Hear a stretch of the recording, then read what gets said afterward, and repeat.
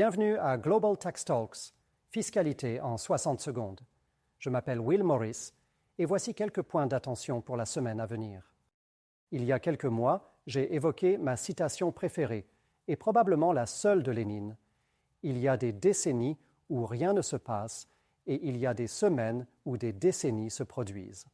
Depuis 1 ou 2 semaines, on a plutôt l'impression que chaque jour il y a des décennies qui se produisent. En premier lieu, il faut s'attendre à encore entendre parler des droits de douane américains, qui ont déjà dominé l'actualité la semaine dernière.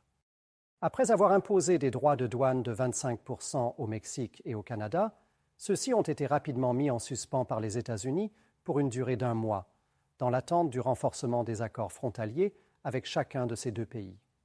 Mais des droits de douane de 10% sur les produits chinois sont eux bien entrés en vigueur, et la Chine a alors riposté avec des droits de douane ciblés, notamment sur les produits énergétiques, ainsi qu'en limitant, par exemple, l'exportation de certains minéraux critiques. Et d'après les déclarations de l'administration américaine, on s'attend à ce que l'Union européenne soit également bientôt visée par des droits de douane américains.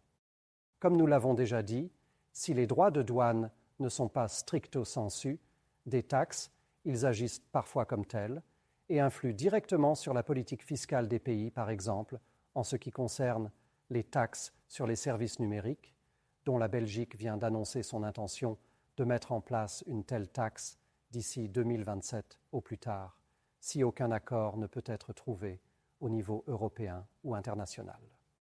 Par ailleurs, il faut s'attendre à entendre parler du sort du processus des Nations Unies pour une convention fiscale internationale à la suite du retrait des États-Unis la semaine dernière de ce même processus. Le délégué américain a d'ailleurs déclaré à ce propos il y a quelques jours, lors de réunions à New York, « Nous n'avons pas l'intention de participer davantage à cette session organisationnelle, à ce processus ou à la négociation d'un texte.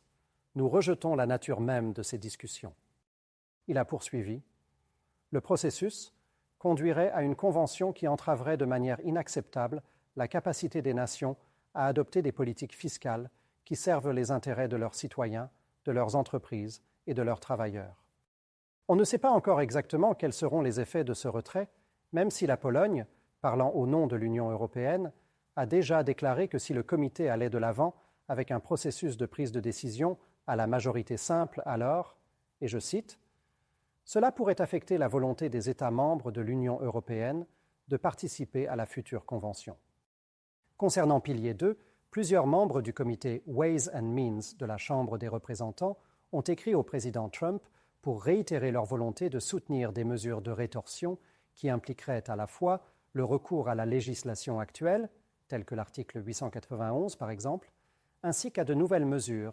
préfigurant ainsi une action future du Congrès en la matière.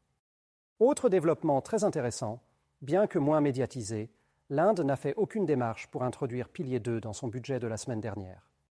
Le langage utilisé par un haut fonctionnaire des finances indien pour décrire cette situation était assez révélateur.